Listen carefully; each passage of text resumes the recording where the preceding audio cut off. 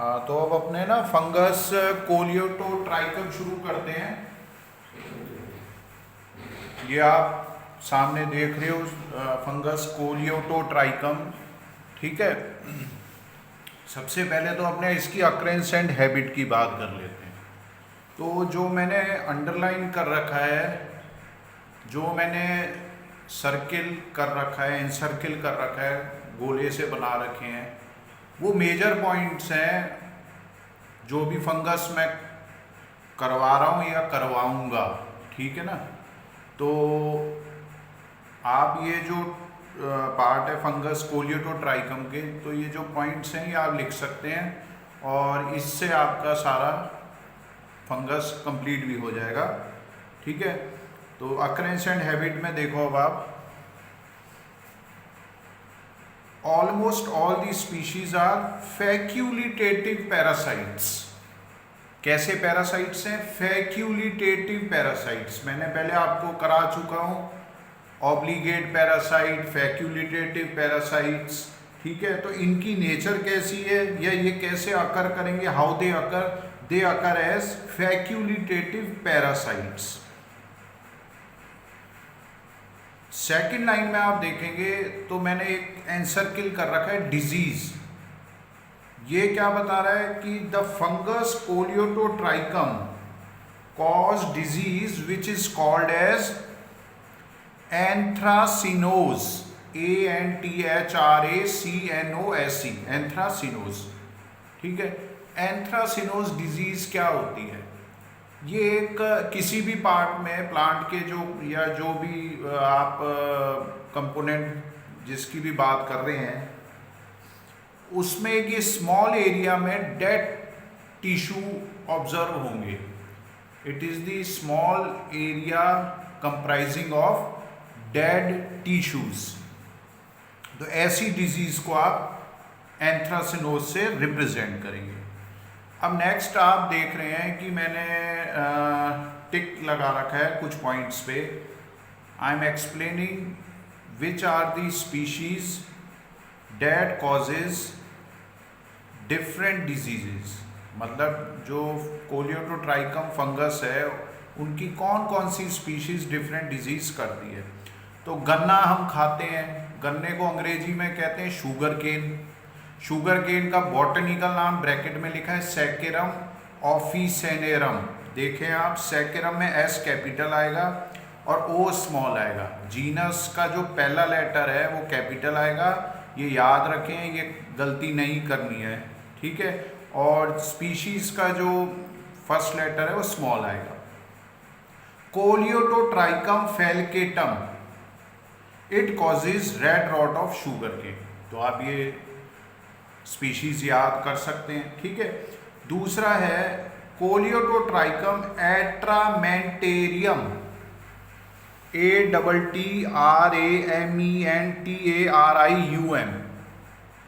It causes black dot rot of tomato. टमाटर में ये फंगस की जो स्पीशीज है कोलियोटोट्राइकम की एट्रामेंटेरियम, ये टमाटो में डिजीज करेगी। ठीक है। नेक्स्ट है colletotrichum corchorum, it causes anthracnose of jute. Colletotrichum lindemuthianum, it causes anthracnose of bean. तो जो मैं फंगस बोल रहा हूँ कोलियोटोट्राइकम, इसमें आपने देखा है कि ये कैपिटल लेटर में लिखा है सी डॉट स्पीशीज का नाम लिख दिया। इस तरीके से भी आप याद कर सकते हैं। Next is colletotrichum graminicola, it causes red leaf spot of jowar. Colletotrichum indicum, it causes anthracnose of cotton. ठीक है। एक सिद्धू मूसे वाला है, उससे आप याद कर सकते हैं कोलियोटोट्राइकम मूसई। ये किसका? मूसा पैराडिसी का जो बॉटनिकल नेम है वो बनाना का होता है। And it causes anthracnose of banana. ठीक है। नेक्स्ट है colletotrichum capsici, causes ripe fruit rot and die back of chillies, capsicum. ठीक है, ये आप स्पीशीज याद कर सकते हैं, एक दो याद कर लें, लेकिन कहीं भी आप कंपटीशन के लिए बैठते हैं तो ये चीज़ें फिर आपको अच्छी तरह याद होनी चाहिए। तो ट्रिक से आप याद कर सकते हैं। जैसे मैं एक ट्रिक बता देता हूँ आपको, एक इजी सा बता देते हैं तो आप अपनी ट्रिक से और भी याद कर सकते हैं। टाटा इंडिका कार है, पहले एक टाटा की इंडिका कार आती थी, तो उससे आपने याद क्या कर लिया, कैप्सिकम इंडिकम, ठीक है, और कॉटन में ये डिजीज एंथ्रासिनोस होगा। ठीक है, समझ में आ गए। चलो नेक्स्ट अब अपने देखते हैं symptoms of red rot of sugarcane. Symptoms of red rot of sugarcane ये अपने देख लेते हैं। ये आप डायग्राम भी देख रहे हैं, ठीक है। Symptoms of red rot of sugarcane caused by colletotrichum falcatum. ये आपको इसका स्टेम का पार्ट दिख गया, लीव दिखा दी है इसमें, ठीक है। कई चीज़ें लिखी हुई हैं, कई चीज़ें आपको पता है, जैसे बर्ड्स भी आपने सुना हुआ है, नोड भी सुना हुआ है, लीफ भी सुना हुआ है, स्टेम भी सुना हुआ है। दो नए टर्म्स आप देखोगे, लेजन्स LESIONS और एक है एसरब्यूलाई, ठीक है। एसरब्यूलाई टर्म आपने भी सुनी होगी, अभी आप पहले साइंस में पढ़ भी चुके हो। लंग से रिलेटेड एल्व्यूलाई, एसरब्यूलाई, एल्व्यूलाई कहते हैं हम, तो उसी तरीके से ये टर्म क्या होगी, एसरब्यूलाई। क्या फंक्शन है ये अभी देख लेते हैं। लेजन्स क्या होते हैं, लेजन्स एक तरीके के निशान कह सकते हैं आप, स्पॉट्स। अब ये स्पॉट्स अलग अलग कलर के हो सकते हैं, ब्लैक हो सकते हैं, रेड हो सकते हैं, ठीक है। तो symptoms of red rot of sugarcane, ये कुछ 2-3 पॉइंट्स मैंने लिखे हैं। The first visible symptom of the disease appear after the rainy season in the upper leaves. जो पहला सिम्टम अपीयर होगा इस डिजीज से रिलेटेड, जो कि आप देख सकते हैं, वो कब होगा, आफ्टर द रेनी सीजन। और कौन से पार्ट पे, लीव्स, और लीव्स भी upper leaves, which begin to lose their colour and droop slightly. तो जब इन्फेक्शन होगा, सिम्टम अपीयर होंगे तो सिम्टम कलर लॉस हो जाएगा। और दूसरी बात क्या है, ड्रूपिंग हो जाएगी, ड्रूपिंग, DROOP। ड्रूपिंग का मतलब आप याद रख सकते हैं, मैंने लिखा भी है, बेंडिंग, बेंड करना, ठीक है। फोर्थ लाइन में आप देखें, the midrib region of leaves show dark reddish area which spread lengthwise forming blood red lesions. कोई कॉम्प्लिकेटेड लाइन नहीं है, ये बहुत इजी लाइन है, समझे आप। मिडरिब पार्ट लीव्स का जो होता है आपको पता है, वहाँ पे डार्क रेड कलर के एरियाज डेवलप होंगे और वो लेंथ वाइज बढ़ेंगे, जिससे कि लेजन्स आपको दिख जाएंगे। और वो कैसे होंगे, जो खून का कलर होता है लाल, ब्लड रेड लेजन्स। ये आप देख रहे हैं डायग्राम में, ये डायग्राम अगर आप बनाना चाहें तो बना लें, ठीक है। एक डायग्राम बना लें लीव्स वाला, दोनों भी वैसे बना लें तो इजी है, कोई डिफिकल्ट डायग्राम नहीं है। लेजन्स आप जब शो करें तो मेरा कहना यही रहेगा कि लाल कलर से थोड़ा शो कर दें तो इजी हो जाएगा अगले को समझना। The infected stem shows longitudinal red streaks crossed by white patches. अब स्टेम का आप पार्ट देखेंगे तो आपको ब्लैक एंड वाइट चीज दिखेगी, दिख गई, ब्लैक कलर के एसरब्यूलाई दिख गए, ठीक है। The infected stem show longitudinal, अब आपको पता भी है लॉन्गिट्यूडनल पोजीशन क्या होती है, रेड स्ट्रिक्स। स्ट्रिक्स का मतलब निशान, ठीक है। कोई जैसे कई बार हमारा हाथ कट जाता है, उंगली, सॉरी हाथ तो नहीं कटता, उंगली कटती है, कई बार ऐसे निशान रह जाते हैं वो जिंदगी भर हटते नहीं, ठीक है। तो स्ट्रिक्स निशान, क्रॉस्ड बाय वाइट पैचेस, तो आप ये समझ गए होंगे। देखें आप, ये जब पढ़ते हैं कोई भी बुक्स आप पढ़ते हैं, नोट्स पढ़ते हैं, जैसे मैं आपको हर तरीके से पढ़ाने की एक कोशिश कर रहा हूँ कि आप हर तरीके से सीख जाएं। जैसे मैंने आपको लिख के भी नोट्स भेजे, इस तरीके से भी करा रहा हूँ। लिखने का फ़ायदा क्या रहता है कि आप जब लिखेंगे किसी चीज़ को तो वो दिमाग में बैठ जाती है, ठीक है। और जब आप लिखोगे तो मेहनत भी लगेगी, और जब मेहनत लगेगी तो आप सीख जाओगे कुछ ना कुछ। तो लिखना बहुत ज़रूरी है आपको। जैसे मैंने पहले एल्गी, फंगस, ये जितने अब तक कराए थे, तो आपने देखा होगा कि मैं लिख रहा था आपके लिए, ठीक है। तो तरीके मैंने अलग अलग आपके लिए अप्लाई करे हैं। अब आप पे है कि आप कितनी मेहनत करके, और बहुत इजी है। अब जैसे ये पेज है, इस पेज में 20 लाइनें हैं, 20 लाइन्स हैं, लेकिन हमारे लिए कितनी लाइनें इंपॉर्टेंट है? हमारे लिए सिर्फ 10 लाइनें इंपॉर्टेंट है। उन 10 लाइन्स को मैंने आपके सामने ब्रीफ में ये बता दिया। दूसरी बात, जब आप लिखें तो पॉइंट्स में लिखें। जब भी आप किसी चीज़ को पॉइंट्स में लिखते हैं तो अगले को समझना भी इजी हो जाता है, जो पढ़ता है, आपको भी इजी होता है लिखना, और जो कहते हैं ना कि करेक्ट चीज़ है वो सामने दिख जाएगी। तो पॉइंट्स में ज़रूर लिखें। नेक्स्ट, ये थोड़ा सा मैं फोकस कर रहा हूँ, 1 मिनट। हाँ जी, थोड़ा सा फोकस करना पड़ेगा मेरे को।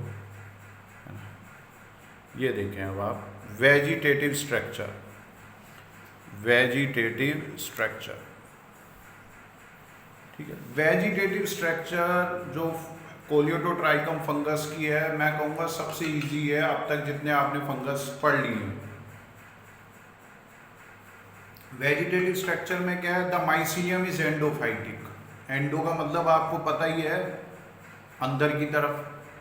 The mycelium is endophytic, grows with in the epidermal cells. दिख गया आपको? Grows with in the epidermal cells. Next, second line में देखें आप, द माइसीलियम कंसिस्ट ऑफ, जो मैंने अंडरलाइन कर रखा है वो देखें, branched, septate, colourless, dark coloured hyphae. ठीक है, माइसीलियम का कंपोजिशन आपने देख लिया। The hyphae contains characteristic oil droplets, मतलब रिजर्व फूड मटेरियल किस फॉर्म में होगा? ऑयल ड्रॉपलेट्स की फॉर्म में। समझ में आ गया? नेक्स्ट, अब इसमें आप देखें जो नेक्स्ट पार्ट है, रिप्रोडक्शन का पार्ट है। ठीक है, रिप्रोडक्शन का पार्ट। अब रिप्रोडक्शन जब आप देखेंगे, reproduction occurs by asexual method. सिर्फ एक ही रिप्रोडक्शन का मेथड है, और वो कौन सा है? वो है asexual method. Reproduction mainly occurs by asexual method. Asexual reproduction में आप ये डायग्राम देख रहे हैं, बहुत इजी से डायग्राम है। मैं सोचता हूँ अब तक जितने फंगस करें सबसे इजी डायग्राम है ये। ठीक है, आप माइसीलियम ए वाले डायग्राम में देखेंगे तो network like mycelium, mat like mycelium आपको दिख जाएगा। 2-3 आपको फिलामेंट से ऐसे दिखेंगे। ठीक है, उसके अंदर आप देखेंगे सेप्टा बना बीच बीच में से लाइन कर रखी है, और ये जो फिलामेंट है इसको क्या कह दिया? सीटी। ठीक है, सीटी। कोनोडियोफोर्स दिख गए, मेरे को बताना नहीं पड़ेगा कि कोनोडियोफोर क्या है, आपने एल्ब्यूगो में पढ़ा। कोनिडिया देख लिए। आगे आपने देखा एक कोनिडिया की सी वाले डायग्राम में इजी से एक स्ट्रक्चर बना रखा है। बी वाले डायग्राम में देखेंगे तो कोनिडियोफोर, कोनिडिया दोनों दिख जाएंगे, और डी वाले डायग्राम में जर्मिनेटिंग कोनिडिया आपको दिखेंगे।